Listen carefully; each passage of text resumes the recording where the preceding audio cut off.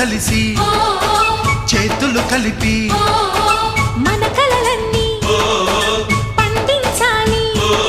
ఒక చోట పుట్టని కోడళ్ళు అయ్యారు అమ్మకే కూతుళ్ళు. త్వరలోని ముద్దుగా పుడతారు ఈ తాత పోలికల మనవళ్ళు. ఈ సంతోషాలు సరదాలే మా పండుగ.